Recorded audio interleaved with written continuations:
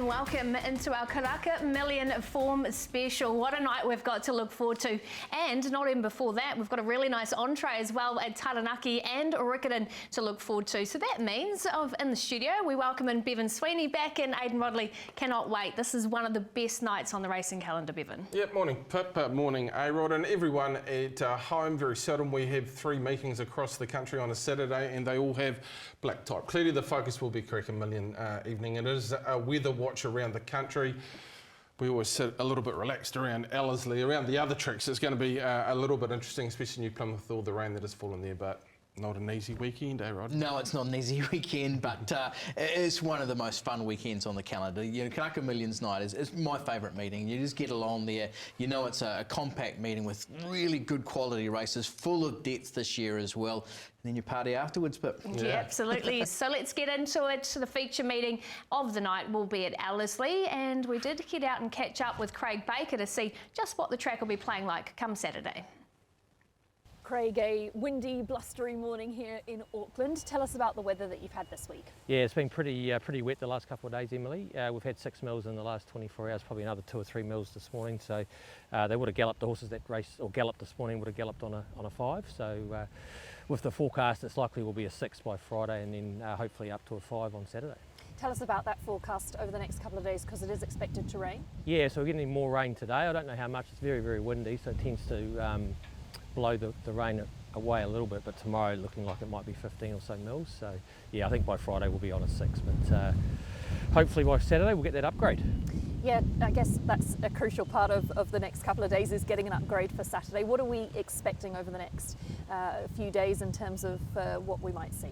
Yeah, like I said, it'll be pretty miserable, but the power of the Strathie track is that it drains so well, so it doesn't really matter how much rain we get leading up to the race meeting. It won't tend to get worse than a 6, so I expect we'll declare a 6 on Saturday morning, and then hopefully, looking at the forecast, there's only about 2 or 3 mil of rain, and if we get some sunny periods, we'll be up to a 5. Obviously been a busy period here at Ellerslie with a number of race meetings. How's the track fared, and tell us about the maintenance work that you've had to do since then? Yeah, it's going great, Emily. The track's, it's one of the best tracks in Australasia, there's no doubt. It's just a great draining track. It recovers really quickly. It's good for the horses. They stretch out well, they pull up well. So yeah, it's really flying. We've got a real strong maintenance program which includes verti draining, which we've talked about for the last couple of years. So we would have finished the verti draining late last week, and that just sets us up well for Saturday. Rail position back to the true for the big night? Yes, absolutely, back to the true position. So yeah, it's all set for a great race meeting with 7 good Australian horses and 5 Australian jockeys, and that just works in well with our locals. So similar conditions to last year's meeting by the sounds, but let's hope we don't get as heavy rain on the night, as we take you now to have a look at the TAB 2-year-old Karaka Million field for this year. The favourite for this year's race is Kinneard, and history is on his side. Tiako has dominated, taking out 8 of the last 9 editions, and they will be a force this year. Tiako's next runner, Out of the Blue, will have the Tangerine Army in full voice. He's drawn the extreme outside barrier in 16, but superstar jockey Craig Williams takes the reins to offset that wide alley. Butler Cabin is the first of the Benner runners. He has shown his class, running second in the Wakefield Stakes 2 starts ago. There could be a few midnight darts if the big syndicate get their moment. Latta knows what it takes. She won this race back in 2011 with Fort Lincoln. The consistent Caron for Alan Sharrock has been runner-up in both career starts, including a strong effort on Boxing Day. The Larry Zeidenbos team will saddle up McGill. He was a $230,000 purchase from the Milan Park draft and brings winning form into this. The first of the Aussie Raiders is Torture. For the Hayes team, they have had success travelling to New Zealand with He's a Shocker last year, and will be looking to take more of our prize money back across the ditch. Diarmas burst on the scene with her win in the Counties Challenge Stakes, and briefly went favourite. She has never been beaten in trials or on race day. From Queensland comes Dream Rocker from Liam Birchley's barn. She scored a smart last start win at Eagle Farm, and Barrier 1 gives her every chance to bring that form to Ellerslie. The Wexford team are looking for their first Karaka Million 2-year-old success, and they have Dashing Dixie, who won on debut out of Tarapa. The Al Manzoor filly Strom Million from the Andrew Forsman stable was stylish when winning on debut at Ellerslie, and she returns to Ellerslie with valuable experience under her belt. Liam Birchley also lines up Van Zadie, giving him 2 strong chances to add to his already impressive record. He's won this race twice before, and he knows exactly how to set a horse for Karaka Million night. The final Te Akau runner is Zaharis, a filly who has done little wrong. 3 starts, 3 placings, and still on the upward trend. And rounding out the field is She's No Saint for Michelle Bradley. She gets Logan Bates on, and from barrier 4, she maps to get every possible favour.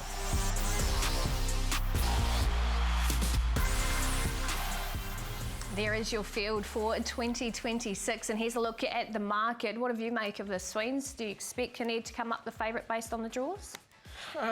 Look, I find it interesting. We talk about JMac tax. Well, there's also a Te Akau tax when we come to 2-year-old events, because Kinnear was very good. There's no doubt about that last start at Ellerslie, but look, Butler Cabin was only a length off him. He's at $46, and there's a couple of other prices in here that interest me, but look, he was very good. I first saw him at Otaki. I thought he's a 3-year-old every day of the week, but he really improved into Ellerslie. He gets the blinkers on, so it's understandable. Thought Torture was in the right spot. Diarmas is very, very talented. Dream Rocker gets the run, Aidan. Yeah, and you talk about Kinnear, drawing barrier 2 is a real help for him. So he probably maps to trail. Dream Rocker, who does get forward, obviously the speed's there. Liam Birchley really happy with that draw, and they will be positive. McGill goes probably forward, but whether it's got the speed to just see this out. Dashing Dixie, and probably sits outside the leader. Diarmas is a tricky barrier draw for where it is. And the booking of Bruno Quiros makes Butler Cabin an interesting prospect. I know Bruno's a great gate rider, whether he wants to get into that race a little bit more. The wide draws for Caron and Out of the Blue really do dictate their tactics to go back. Yeah, I really thought they'd have a crack with McGill from out wide, and if he crosses Dream Rocker, I'd be a little bit concerned if you were sitting in behind McGill, because I think he's very quick over 800, 1,000 metres, but whether he'll run at a strong 12 will be interesting. So they might just fight him early. Yeah. Might actually really put some speed into it, and you're right. What do they do with Diarmas? Does have a bit of gate speed, and there's a few others that might have an opportunity to get forward, A-Rod, but yeah, Dream Rocker gets that sweet spot. Yeah, it really does, and we'll have a look at her shortly. But first up, let's take a look here at the Home Affairs Colt in Kinnear, and unbeaten in 2 starts, including here in the Eclipse Stakes. And just looked a little bit green for a stride. Bevan not wanting to come up the inside, but he has extended well once he has gone up there. Yeah, he has. Look, they only ran 112.6 on the day. I think Harvey Warbanger just needs a ride, and he probably still would have won the race. But look, he might be going the right way as a 2-year-old, because I saw him. He's quite a big animal. He's pretty athletic. I thought he'll make a lovely 3-year-old. He clearly went the right way out of Otaki, where they put their toe in the water and said, well, will he make it? And he's clearly taken that step up now. Blinkers go on. I'm not sure whether that's he's getting deeper into his preparation, or they just want to ensure, Aidan, that he gets away from the gate, because if he does, I think he can get the 1-1, and from there he'll be dangerous if he's continued on with it. Just the manner of the performance. He was so good late, you know, and when he really settled down to fight it out, he just polished them off and really just put them away. Blinkers going on with Opie, who knows how to win this race. He's won it on 5 occasions already. Te Akau have won it 8 times. The one concern, maybe just that Eclipse Stakes record of the 18 Karaka Million winners, none of them have won the Eclipse Stakes, which just seems like a big anomaly. Maybe this is a year that's sorted out, but you know, it is hanging over Kinnear at the moment. It really is. Well, let's hear from Sam Burgesson from Te Akau. They've got the 2 chances, Mark Walker, sorry, in the race here. And firstly, Aidan just asked how Kinnear has progressed. No, his work this morning was good. He's pretty laid back. He doesn't do a huge amount. He's a colt, and but he's in good form. He looks well. Can you sort of compare him to past winners? Is he in that sort of vein? They're all sort of been different horses, but probably a similar horse to Dynastic when he won. Okay, yeah. Out of the Blue also heads that way, and Zaharias, how are they? Yeah, Zaharias worked really well, like very strong work this morning. Out of the Blue's pretty laid back, only sort of has to do what he has to. Yep. Of the 3, what are your expectations leading into this one? Well, without knowing the barrier draws, I think barriers are quite important, but We have won it from the outside barriers before, but you'd have to say, off their work and how they've raced, probably Kinnear to be the one that's got the best form, and the other two certainly deserve their chance. They do, and the prices reflect that as we get you to Out of the Blue and Butler Cabin. Here, obviously, the first defeat for Out of the Blue. What did you make of the performance in the Ellerslie Stakes? I thought it was a good effort. I mean, this is just leader dominated, and Lassify just led up and kicked very, very strongly. And then like Butler Cabin and Out of the Blue, they both run just over 33 seconds, so you can't really run home much quicker than that. So I thought a little bit tight.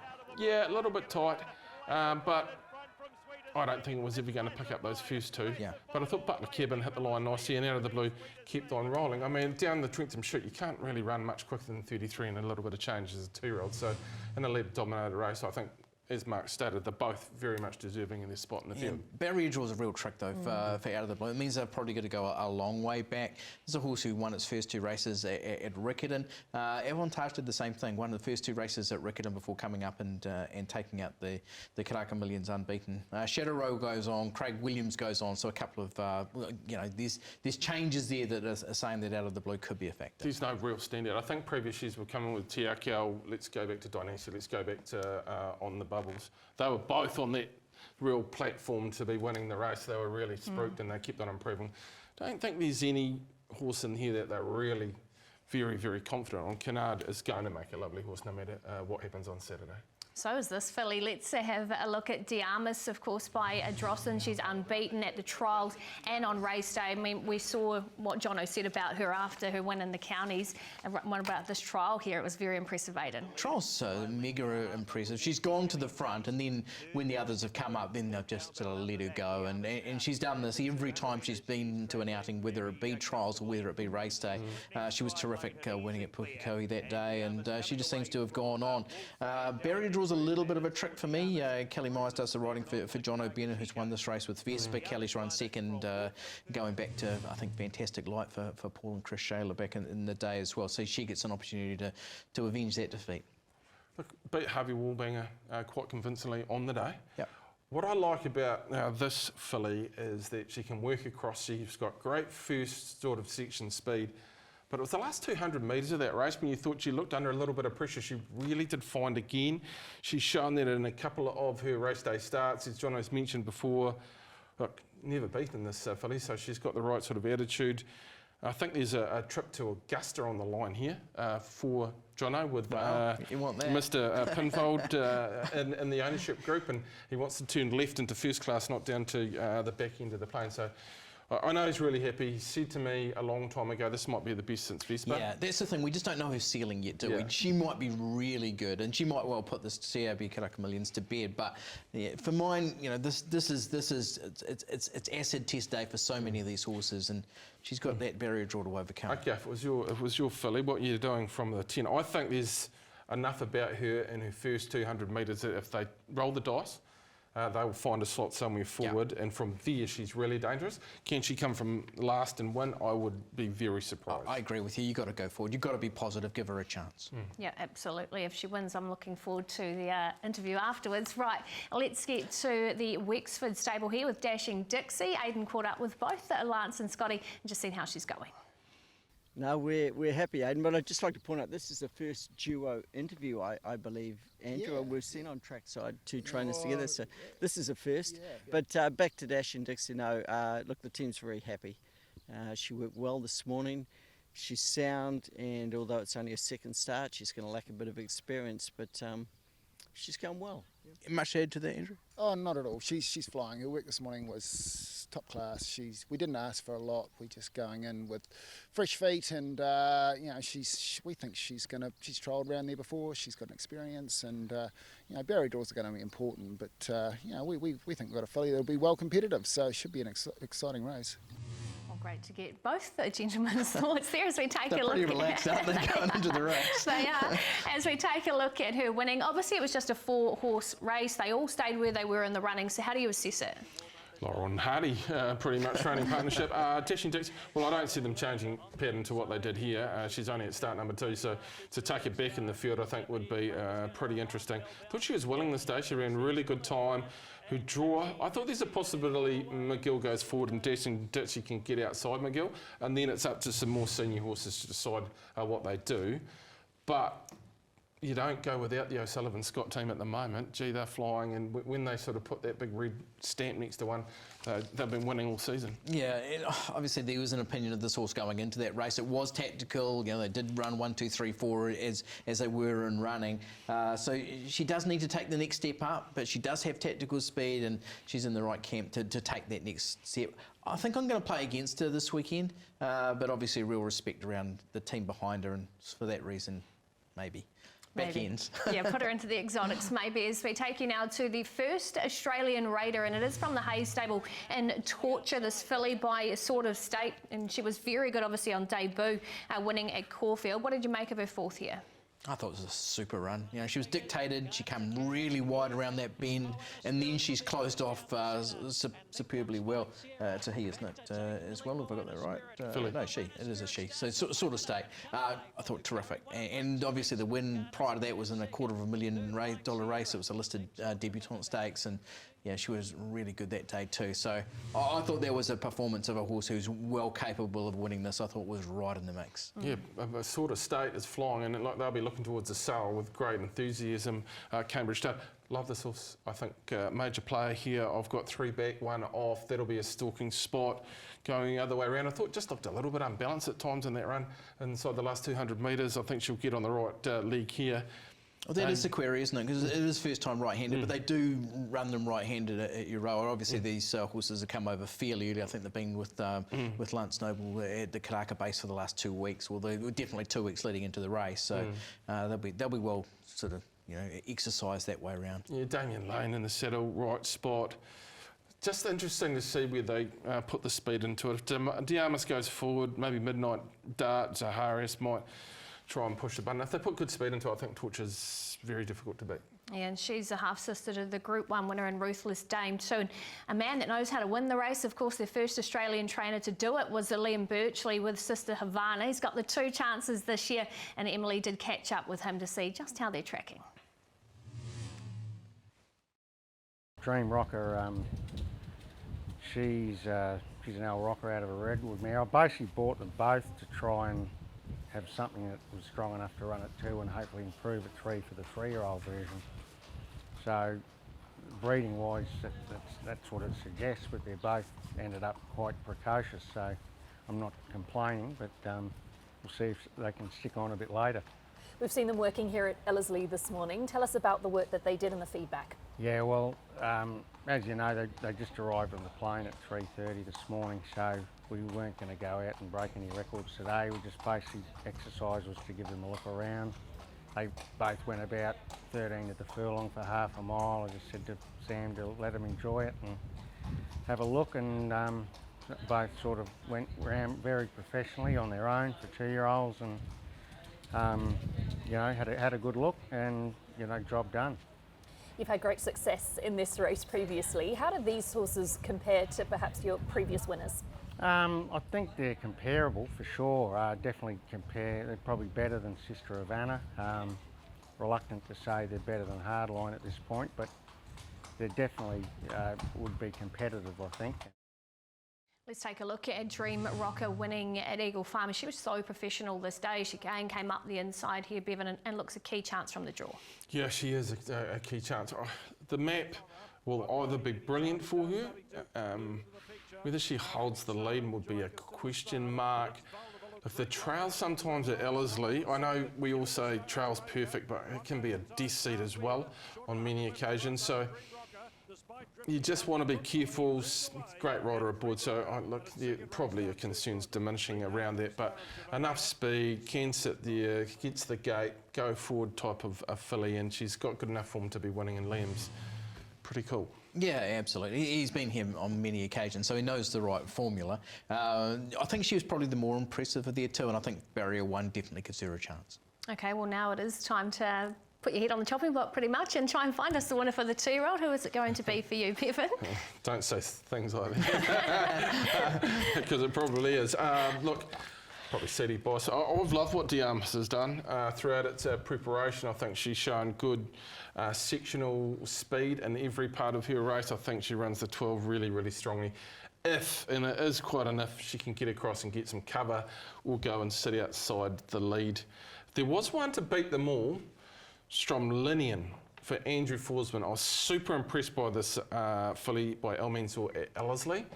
That is the upsetter in the race to me at $20. I agree. It's in my numbers for sure. Stromlinian's right in the mix. And one thing about, we spoke about that Eclipse Stakes never having a winner. That January 12 or whatever, the midweek, 2 weeks out, 7 winners have come through that race, including 4 winners of both races. So Stromlinian could do the double. Zaharias also comes out of that race. And I was really taken by that performance. So that goes into the mix. And then for me, it's CD against the North against Victoria. And I'm going to go Kinnaird. I just love the way that he just polished off that Eclipse Stakes. I know he's got the Eclipse against him, but he's got the Te Akau team, the Opie Boston factor, the blinkers going on, and a beautiful barrier of 2. So everything points to Kinnaird being very competitive in this 2-year-old race. Okay, so that's what we're liking in the 2-year-old. Now let's have a look at the 3-year-old Millions field. The 2,000 guineas winner Romanoff heads the field for the 3-year-olds. The Bellardo gelding is the first of 3 chances for Pam Gerard. Completing the 2,000 guineas quinella for the Gerard stable is Affirmative Action. A model of consistency, he hasn't missed the placings in 5 starts this campaign and looks set to run another honest race. Te Akau are chasing back-to-back wins in the race after claiming it last year with Damas Rose. Their representative, He Who Dares, comes in off a bold second placing behind Well Written last start.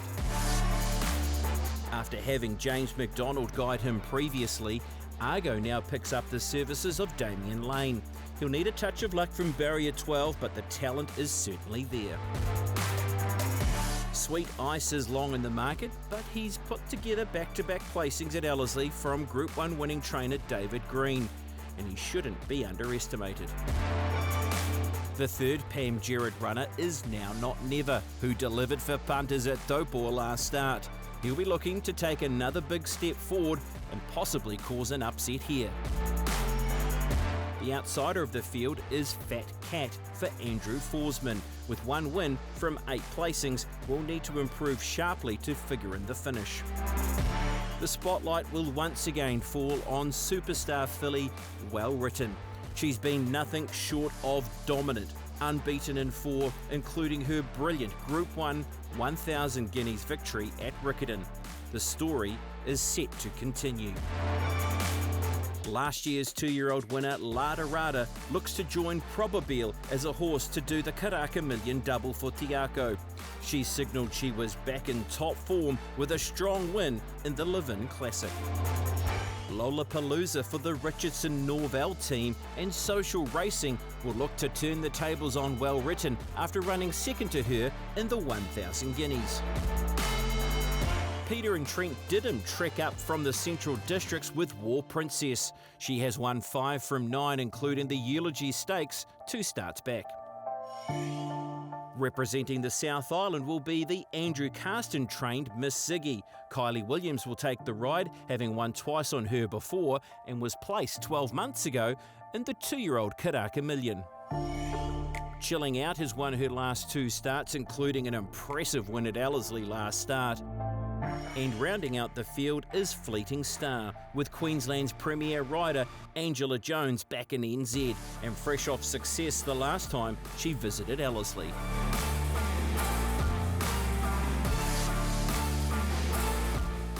What a sensational field as we get you to the market. Well Written. No surprise, Bevan, to see her, the favourite, at $1.50. And then Lada Rada, of course, the 2-year-old winner last year, looking to take out both. I don't think there's any surprises in this market at all. Well Written was always going to be odds on, and after the draw, probably shortens further. Lada Rada was great last time at Trinkum after a disappointment.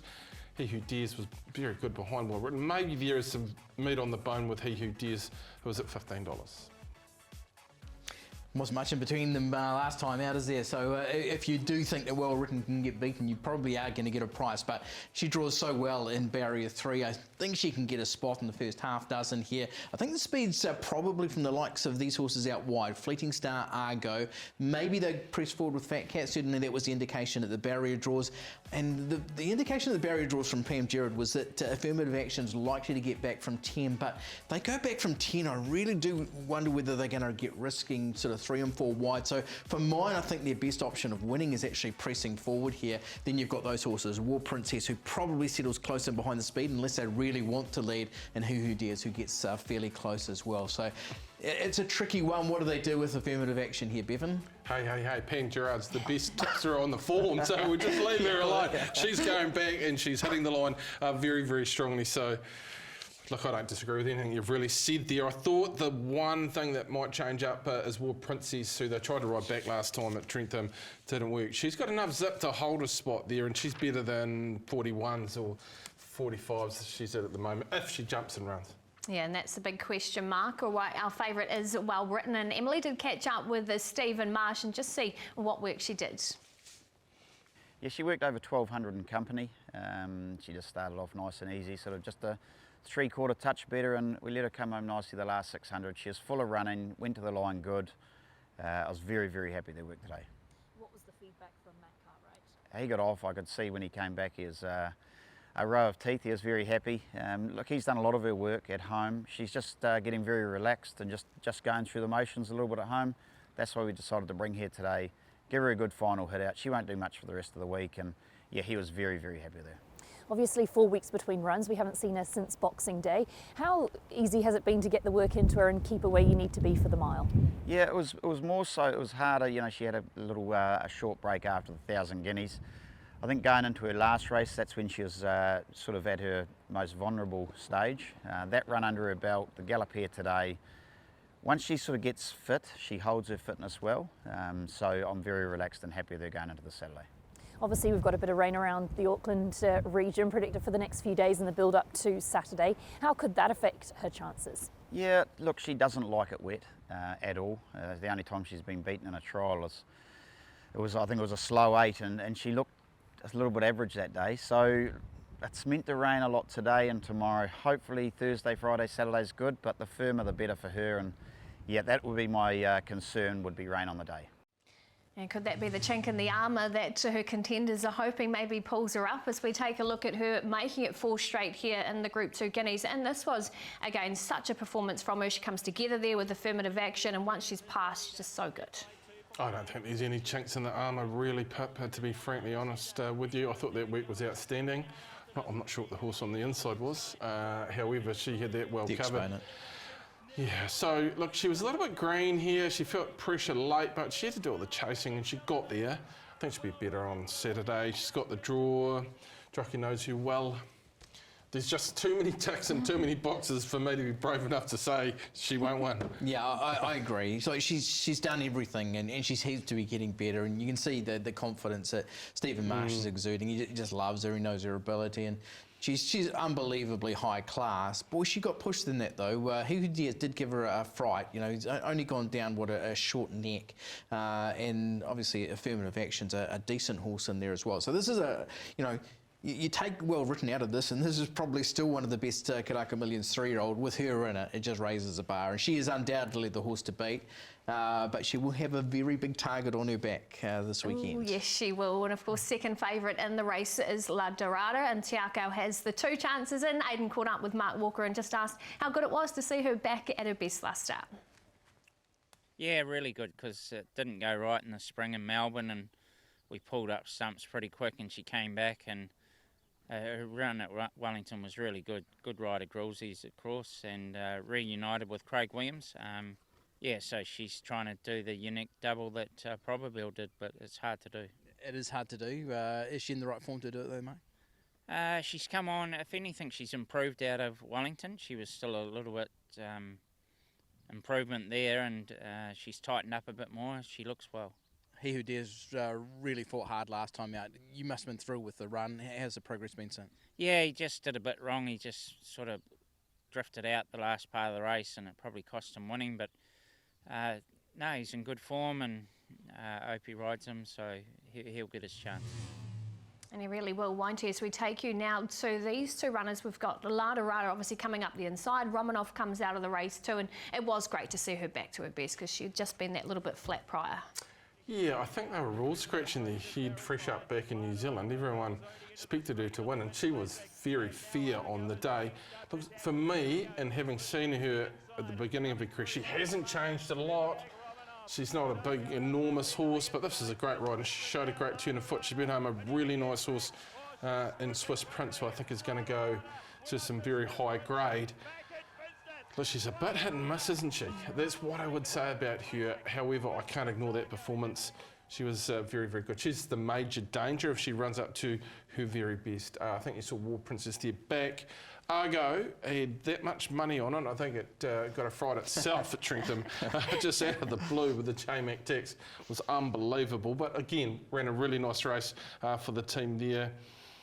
Of all of them, I think it is Rada, but I just expect War Princess to run a lot better from a decent gate. Yeah, those horses who were handy there would definitely had an advantage. So, yeah, she was the one who was closing off. She did save ground along the inside, but she was very good. And maybe do you have to be a little bit forgiving because of that on Romanov and War Princess? I think she's got Argo covered in this race. And obviously she's looking for that double. She was so good at this meeting last year, and her vest is very, very good.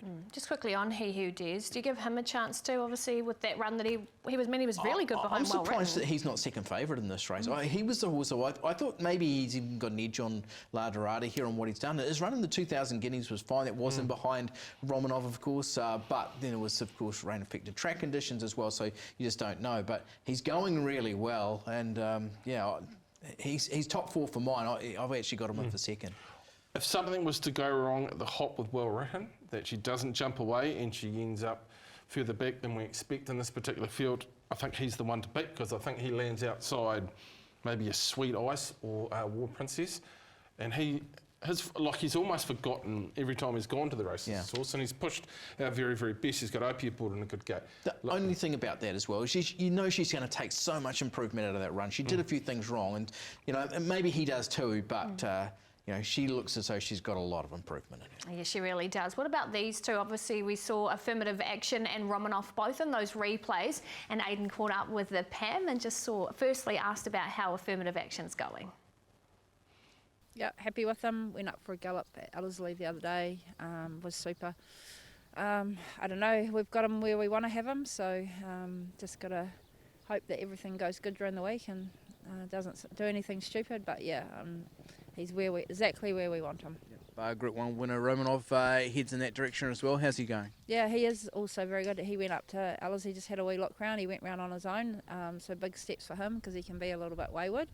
But happy with him. We've kept him very much on the fresh side, and he certainly is, and hoping that freshness will just give him that speed he needs for the 1600. And last up winner, Now Not Never, heading in that direction probably as well. How's this horse going? Yeah, actually we scratched with a sore foot from Pukekohe the other day, and then we sort of thought where we're going to go, and it just sort of popped up that he will make the field, and you know, he may be just half a step below those other good horses, but I'm not saying that he's not completely out of it, and it just sort of fits him well with the program heading forward to the Derby. It gives him a look around Ellerslie, and he's by no means out of it. What's the preparation been like? How happy you've been with them leading in training wise? Yeah, obviously Romanov and Affirmative Action, it sort of seems a long time since Riccarton, and you're sort of ticking over and doing everything that you can, but I have not really had any problems with them. They're eating well, they seem bright and very happy, and it's all sort of going to plan, fingers crossed. Well, the team's going well, and she's got a three-pronged attack. A stable with two, and of course is the Richardson Norvell team, and Aidan just caught up with Graham and just asked how they're going. Well, I took them both to Rapa the other day on Friday, and they both worked up really well. So I'm happy with both, but hard to sort of say which one's going to go better than the other. It's always the draw that helps. So, but they're both very healthy and well. Fleeting Star terrific up there in the 8 Carat Classic. Has she done everything you wanted of her leading in? She's definitely improved. Really happy with the way she's gone. In fact, both of them. So, yeah, just may the best horse win. Yeah. One thing about Lollapalooza, she's been there in top company all preparation, and she's fared really well too, hasn't she? Oh, she's a very good horse, yeah, and she's done very well, but she's still learning a trade, believe it or not. She's just, last time when she ran second, she was off the bit, on the bit, off the bit, on the bit, so we've got visor blinkers on. She's had blinkers on since the 1,000 Guineas, but I just feel with the visor blinkers, she might be able to see the horses around her a little bit more and be able to chase them rather than switching on and off all the time. Yeah. Those two very high-class fillies, but it's a high-class 3-year-old race. What can you expect of them? Well, I mean, we're there to win, so, you know, and we're good, very good winning chances, both of them, I believe, you know. Fleeting Stars has improved a heap with the blinkers on, and as we said, Lollapalooza is a good horse. They certainly are, and this is them both running a second and third here in the 8 Carat Classic, and maybe the visor blinkers for Lollapalooza will just do that and sharpen her up a bit. Possibly, but she's just got that pattern where she needs a little bit of luck and she needs really strong tempo. You never want to underrate this filly because she is very, very smart, as she showed us way back when at Ellerslie, an amazing run, and she's never let the team down. She gets the right run, a little bit of luck and good strong tempo. She'll be flashing at them. Yeah, this was a race that did favour those on speed. Talent was good from the front, and obviously Fleeting Star, who settled handy, kicked on well. Maybe Fleeting Star was the pick of the exhibition gallop, but like you say, Bevan, Lollapalooza is a horse who gets back, hits the line. We saw that there'd be more speed in this race than what there was in the 8 Carat for sure. And like she's got to be a factor in the race, Lollapalooza. She's been very good and some good company the whole way through. Just on affirmative action, of the class of 26, he's the classroom stud, isn't he? He's the one that walks in and you go, man, he's an animal. He's just so big and powerful. He's going to keep going on the right sort of upward curve as he gets deeper into this season and into next season. He's going to be one hell of a horse. Whether he can win from going back, I'll just stick with Pam. The other one horse I just want to mention before we get on to selections is Chilling Out. She just seems to be a really exciting, progressive filly who's just doing everything right. And who knows what her level is just yet. She could well prove herself competitive in this race. Yeah, she really could. Well, that does complete our look at them. Are either of you game enough to go against Well Written, or are you just going to tell us what to play behind her? No, I'm sticking with her. I think she's a yardstick in the race. She's terrific. She's unbeaten in forehand. Who knows? She could be the superstar of New Zealand racing. She's certainly on the way to establishing herself as that, and she'll take another step if she can knock this one off on Saturday too. Sweens, how about you? A lot of people that surround me in my life would say that I've done a lot of very stupid things in my time, but this is not going to be one. I'm sticking with you, Marshy, and saying Well Written runs a really strong race and just on. And I think for everyone at home, we want her to win. You want to keep the unbeaten filly Star going, so let's hope she wins. But it's not an easy race to be taking out. I'm going to be, hey, maybe City Boss, War Princess, top 4. Okay, I like that. We'll do that same race multi. That completes our look at the millions. Stephen Marsh will be heading to Ellerslie with a little bit of confidence. He's also risen to the top of the training ranks. I think once it's in your blood, good luck getting it out. The Stephen Marsh team are absolutely flying. But overwhelmed, to be honest. The last half an hour's probably been the best half an hour in racing you could ask for. The Marsh stable has been on fire this season, have they not? What a day for Stephen Marsh. A sensational day for Marsh Racing as they take out another. Really nice win, and geez, it just shows how well the Stephen Marsh stable is going. Stephen Marsh on fire. Stephen Marsh, stop it.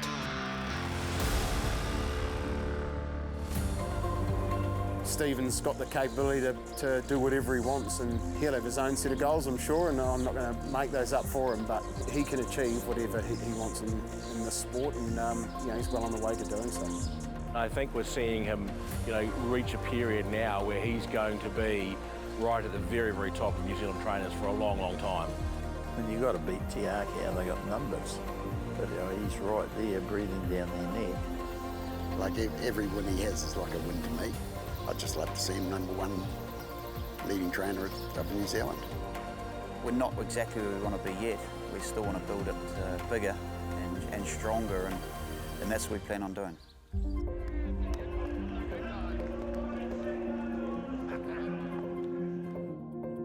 Jesus, the wind coasts a long way up the straight, Logan. We've only got about 16 horses in work and he's obviously the star of the team. It's been a bit of a fairy tale. Sometimes I kind of go, I can't believe it, but I'm enjoying the ride.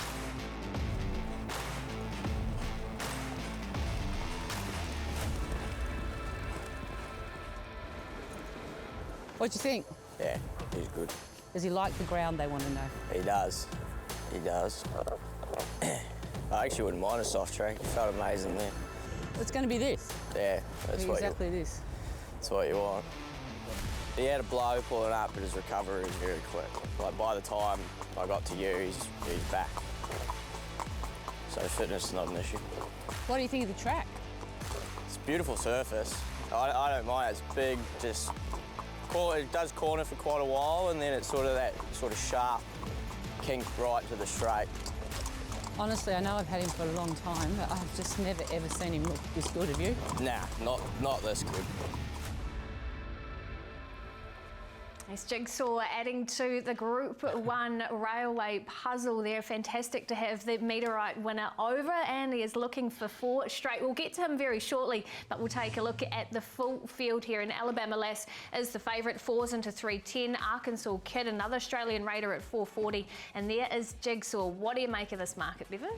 Gee, what a cool horse, just watching that video. He is one you'd fall in love with pretty quickly. Alabama Lass always comes with short prices around her. She is a bit flighty and she's got a few chinks in the armour, but if she put it all together, she'd be hard to beat. Arkansas Kid, about the right price. I think the 2 Australians can beat us. I don't think there's any doubt about that. Crescetti was okay at Trentham. I think the price that sort of interested me the most, Espionage, I really do like that horse, and Sweeney has got a good horse's record.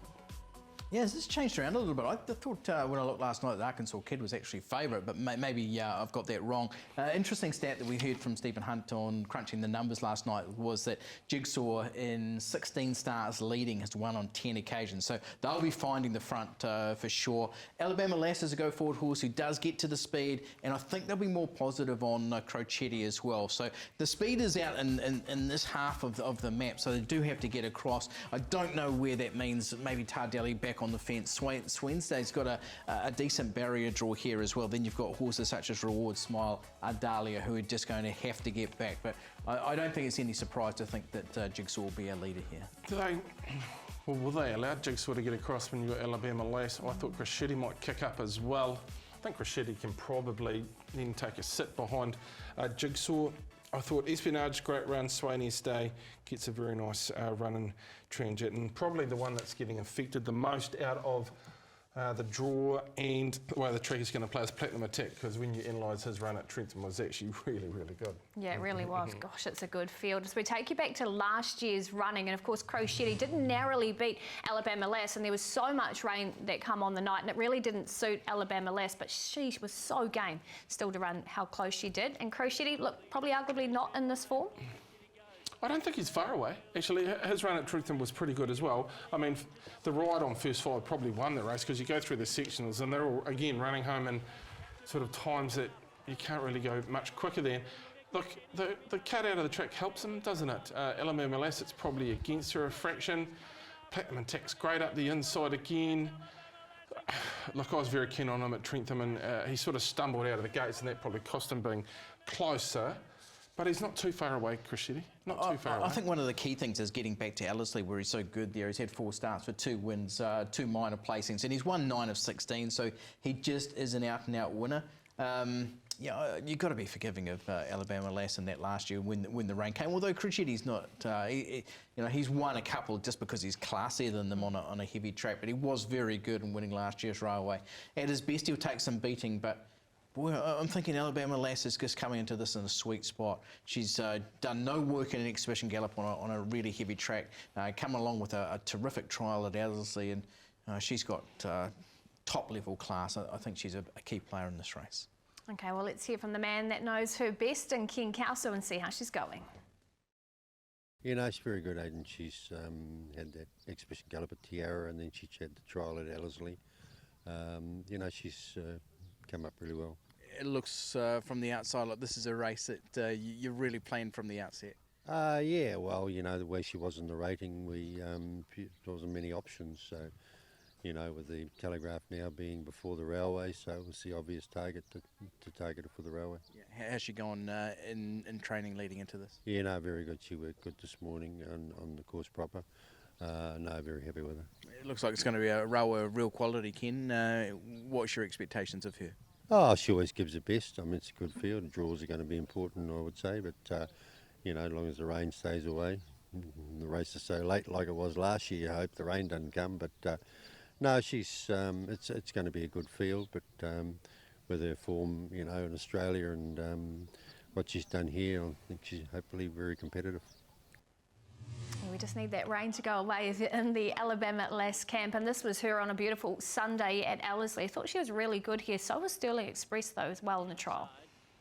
Yeah, Sterling Express was terrific in his trial, and obviously he's a Group 2 winner of a Foxbridge. Any rain around will be okay. He's won 2 of 4 at Ellerslie, 8 of 21 all told. But Alabama Lass, she's only a head away from being a Group 1 winner in Australia when she's gone down to Barrakill in the Moir Stakes. So she's high class, and yeah, this has been her spot. You know, her win in the King's Play here at Ellerslie was sublime. I think she's a yardstick in the race, although it'll just be interesting to see where the two Aussies measure up. Look, I think Sterling Express, on the evidence of that particular trial, is overs in the market at around about 15, might have even drifted further than that. That was as good as Alabama Lass. The other thing about him is he's unbeaten in 3 starts at 1,200 metres, so yeah, it's a sweet spot for him. Yeah, look, you wouldn't be against playing him in the top 4 Alabama Lass. Everything Aidan has said tells you the story about Alabama Lass. Just there has been times in her that she's over-raced and hung and done some really strange things. So if she's 100% right, and Ken is one of the great trainers, she'll be very, very tough to beat. Yeah, and you might want to pick up an addition of the race form as well, because she does grace the cover. She could pick up the win, and you might just want to put that somewhere in your trophy room. If she does, if you can back her and she pays a nice price. So that's who's on the race cover. Good luck to the team with her. What about this runner though? Sway Wednesday as well has really always looked like a horse that would be competitive, and Aidan did catch up with Roger James just to see how he's going. Look, he's had a really good build-up. He's just worked a few minutes ago. He's ready now. We're probably going to put blinkers on him. He can be a little bit wayward, but the great thing is he loves Ellerslie. Yeah, but this looks like one of the strongest railways in recent years. How competitive can he be for you? Oh, look, I think set weights and penalties will really suit him. And he's done nothing wrong. He deserves his opportunity. And he's beaten home a really nice field. We know that he relishes Ellerslie, so that's a big plus for him too. How did you assess this one? I'm really keen on him. I have to say I'm very, very keen on the 5-year-old now. He's been so patiently handled. They've spoken in high regard around this horse. He's got a good horses record, winning 5 of 8. This is a very dominant one. He didn't have a lot of luck in the rain. You think, well, he's going to have to sit down. Well, he didn't. The blinkers go on. He's always had a little bit of headgear on him. At this point, you think he can't win, but I love the way he gripped the turf. He changed onto that right leg. He's still got a little bit of greenness about him, hasn't he? He's sort of got the head to one side, but he gets the job done, this horse, and I think he gets a perfect run in Transit Sweeney Day, and I think he's very dangerous at the price. Yeah, I think so too. He's yet to run worse than second in 8 starts. This is an acid test for him, and boy, that was a run from Espionage in that race from a long way back, came to the outside, looked as though it was just going to be plodding, and then picked up. Now, the difference here is there was like a length and a quarter between the two of them. Espionage comes in 4 kilograms better this time round than Wednesday. So, like for mine, if you're putting them head to head, I've got to be with Espionage. As much as I love Wednesday, yeah, I've just got to be with Espionage if I'm going head to head there. Okay, now let's have a look at the 2 Australian raiders, and they both come out of the Meteorite last start. Obviously, Jigsaw winning it, Arkansas Kid in behind. There he is, out in front, freewheeling, and as you said, Bevan, boy, he's a beauty. He is a lovely horse, isn't he? He'll really capture your eye on Saturday. Look, he has to get to the front from what I can understand, and I watched Stephen with his synopsis of his career. They're dominant in this race, aren't they, from those forward positions? So if they can get there, and I actually had Arkansas Kid possibly sitting directly in behind Crescetti if everything goes right. So they can both definitely win the race. I don't think there's any doubt about that. They have great interest as well. Yeah, they sure do. And at first I looked at them thinking, oh, they're bringing second-rate form, but they're really not. Jigsaw's won a Group 2 McEwen Stakes a couple of starts back at Moonee Valley, did it all the way that day. And Arkansas kid, two-time Group 2 Bobby Lewis winner. He's run fourth in a Coolmore down the straight at Flemington at Group 1 level, and third in a Group 1 Blue Diamond. So it's good form. On that race, though, Jigsaw comes in a kilogram better, and he did seem to be holding Arkansas Kid. So for mine, I'm just going to swing that way with Jigsaw slightly ahead of Arkansas Kid. But I agree with Bevan. They had great interest in this race. I reckon Logan's got a bit to do with this as well, saying, Cindy, you bring this horse to Australia, well, into New Zealand, and he's a massive winning chance to take out the Group 1. Mum will be there too, because she's riding Miss Ziggy on the day. So I like it. How good. I'm worried. It'll be a great story, and we did actually see in that track work with Logan, pretty keen there. Emily did actually catch up with trainer Cindy Elton too, and just got her thoughts after the work. Thank you for having us, first of all, Emily. And he's been great. He's flown over here like he's been here all his life. Staying at Briley Park with Donna Logan, and they've been fabulous. And he's really enjoyed himself over here. And today was just about seeing him familiarise himself a little bit with the track. And he's done most of his racing left-handed, but he has been right-handed twice. So it was important for him to come here this morning, and I thought his work was super. Tell me, what was Logan's feedback? Obviously, he's the regular jockey for Jigsaw, and he was aboard today. What was his feedback? Yeah, he thought he felt great.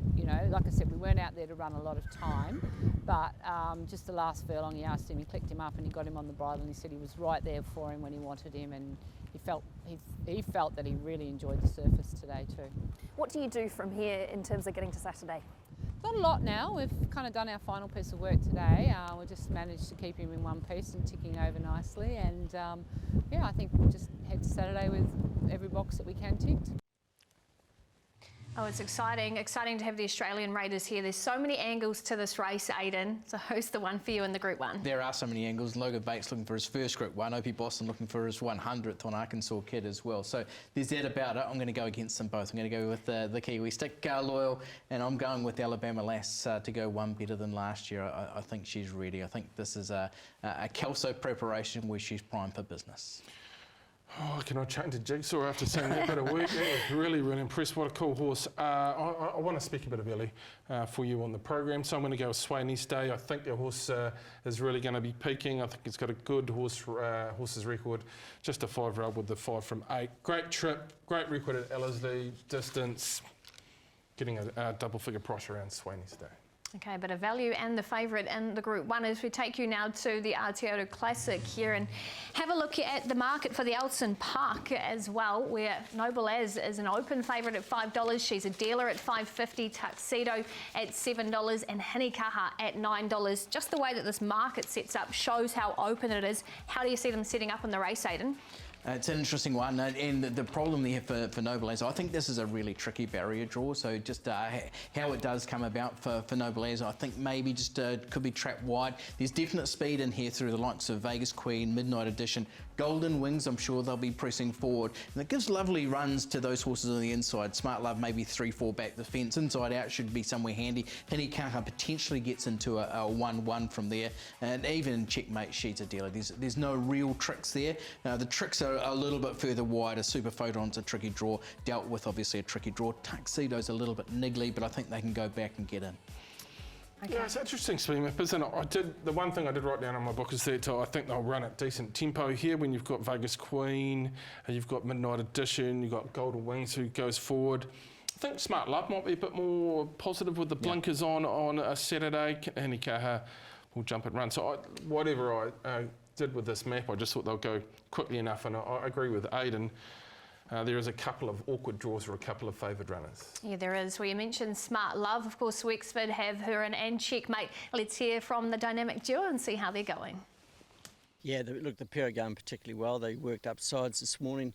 Weren't asked to do a lot, but their sound, look, Checkmate always races well at Ellerslie, and I think Smart Love, she can be a forgive for a last outing. She was probably ridden no fault of the jockeys, but we're probably a little bit close in the run. Look, we've added a little bit to her gear. She's got blinkers and a tongue tie and Andrew and I, we believe she's improved. Yep. Happy with the training leading in, Scotty? Yeah, both of them worked really well this morning. Chickmate looks like he's keeping on improving. You know, his last one was much better, and you know, we think he's taken it up another level. And you know, any rain around in which there's a little bit forecasted on Saturday night is going to aid Smart Love, and we've seen an improvement with the hood and tongue tie. So, yep, she could bounce back. So, no, we're pretty pleased with the pair of them. It's a pretty even, hot field, and you know. Yeah, horses that get good fortune in the run is certainly going to be competitive. They really are. As we take you to the Group 2 Rich Hill Mile, we've got a handful that come out of this race. Of them, Bevan, who really stood out to you? Probably She's a Dealer Checkmate. For me personally, I thought Smart Love across the last couple of starts has been pretty disappointing, and it has been expensive for punters, but when the O'Sullivan and Scott team label one, they're never very far away from the mark. So look, She's a Dealer was good against Patton. Checkmate, very good getting home late. Of course, this is the Queen Zoo form one, which is very strong as well. And Tuxedo was okay, but She's a Dealer probably captured my eye. Checkmate out of that race. Yeah, Checkmate was good on the clock too. The quickest last 8, 6 and 4, second quickest last 200. But it was a race that favoured the swoopers, and he was one. Look at Tuxedo after the line. That was really eye-catching work. Probably just didn't get all favours. Midnight Edition's the horse who comes into this best off at the weights. I think he comes in something like 3.5 kilograms better than both Checkmate and Tuxedo, and 1.5 kilograms better than She's a Dealer and Smart Love. But Smart Love's run against the pattern of that race, sticking on and fighting like she did, I thought it was a tremendous trial. Has won 4 of 8, and there is just so much upside about her. Yeah, there really is. One not to let go just yet. Obviously, Roger James and Rob Wellwood, they've got a two-pronged attack, and let's hear from Roger James how they're going. Yeah, look, I thought She's a Dealer with a more patient ride could have won last start.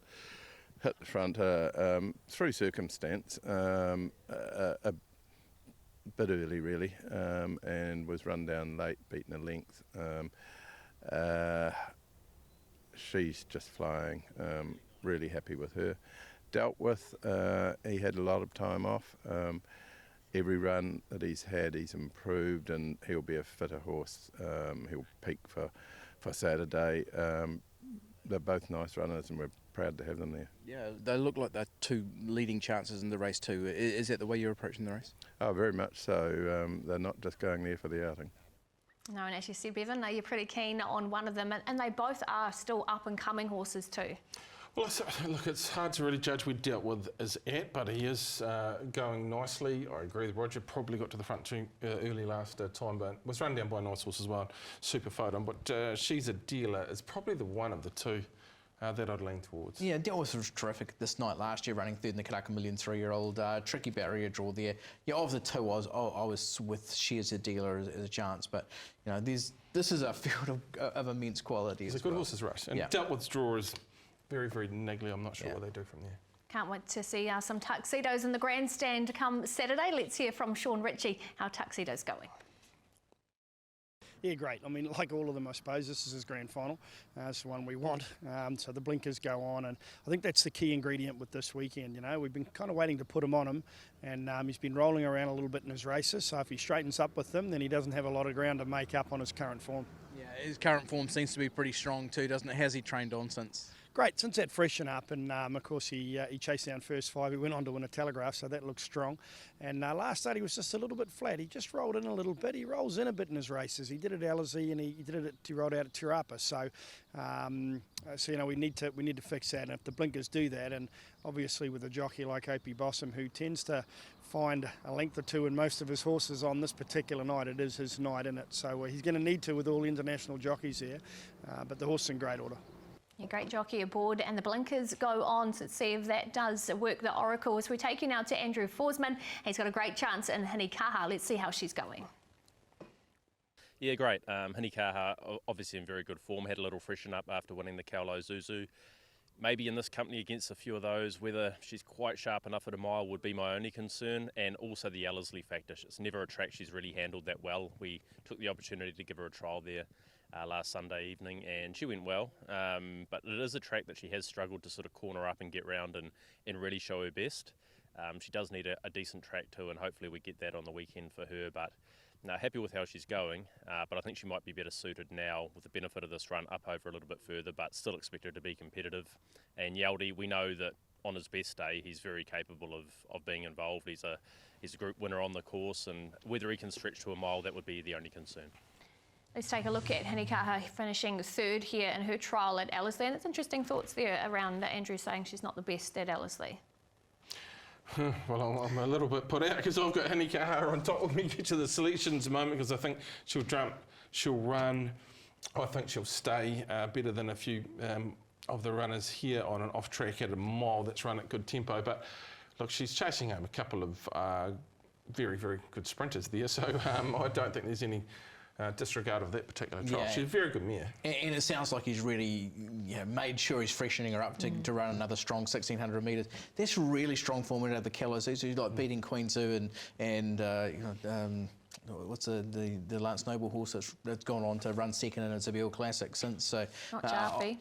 Yeah, so there's really strong form around her, and she's a bona fide contender. She's won 5 of 9. Yes, there might be a few Ellerslie concerns, but that trial would have brought her on, and the stable's flying at the moment, so right there. Okay, let's take a look now at the favourite, and it is from Australia, Noble As. Let's take you to this run here at Flemington, over the mile. How did you assess the performance?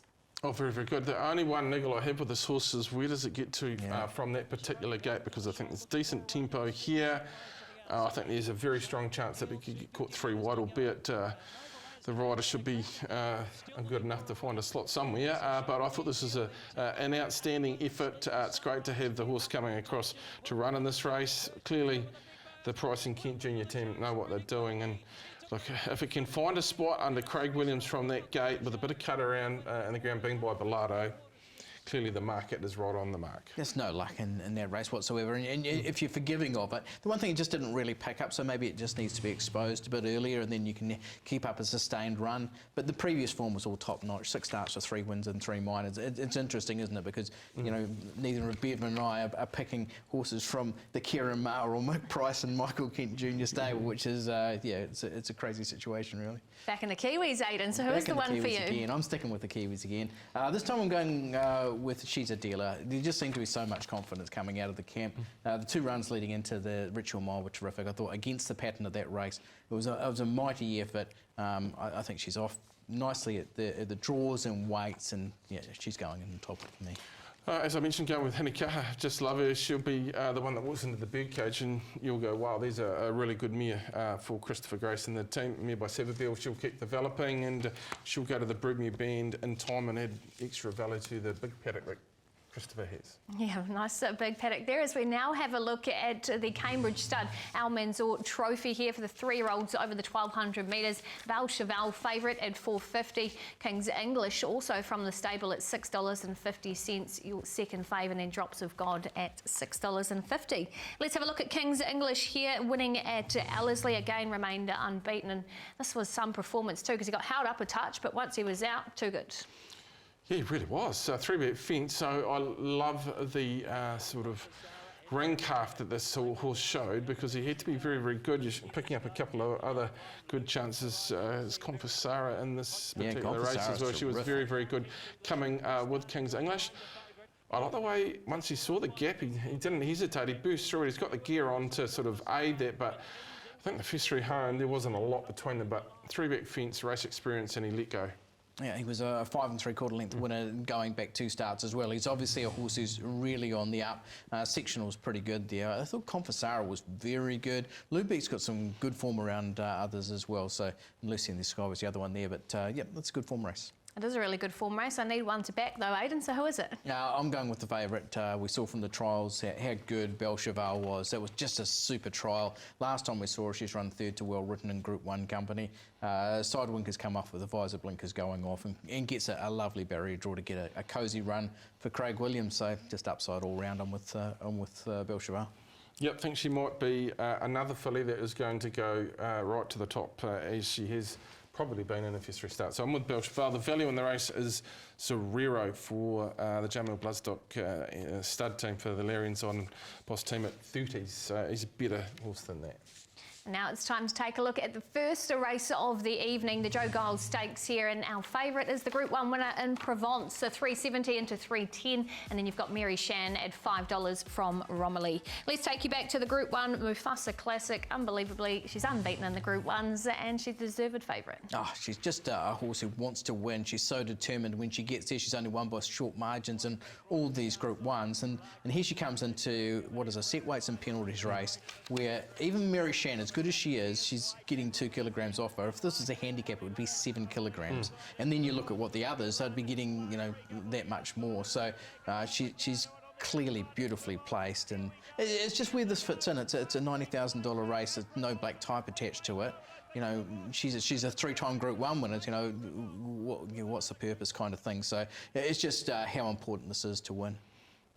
I think this is the one you just climb into, don't you? First on the program, this will close because the boys get paid or get on course. They'll get their punters club going, and they will put a fair amount on this, I think. If it's not that, it might be TriStar for their Sullivan Scott team. But Aidan's made every relevant point around this horse. She is the way to start your day, Provence. Mile back to 14, I'm not really concerned about that. Ellerslie, no concerns. She's won Group 1s and... I hope you're right, but geez, Mary Shan's trial the other day was just superb. She's won 3 or 4 of preparation. She's going from strength to strength. Craig Grill sticks for Andrew Forsman. I just didn't think this was an open shut case, and it's a really messy map as well. I thought the clear leader in the race was Amazonia, who's right down the bottom, probably without a winning chance in this race. Yet it just could be a tricky race to start the program, and it's not one I want to climb into. There's no tricks. There's no tricks. How many Group 1s is Mary Shan? A good horse. I'm not saying she's not a good horse, but that race was very strangely run, to say the least, and she took advantage of that. She's a good mare, but Provence, for me, is at a different level, especially with only 2 kilos between them. Yeah, you're starting our night off good by the sounds of I'll it. be Bevan, she's on top so I for won't you. get any abuse. Yeah, she's on top with me as well. I'm with Provence on top, but I just didn't think it was a climb. And obviously, Bevan, you're clearly with her on top. Yeah, I am. And then I was sitting at home last night with one of the head producers, and he said Provence as well. So we'll go run with him as well. Good punters. Yeah. It's all right, we're going to leave it there. We'll catch you back next week. Enjoy what is going to be a fantastic Saturday.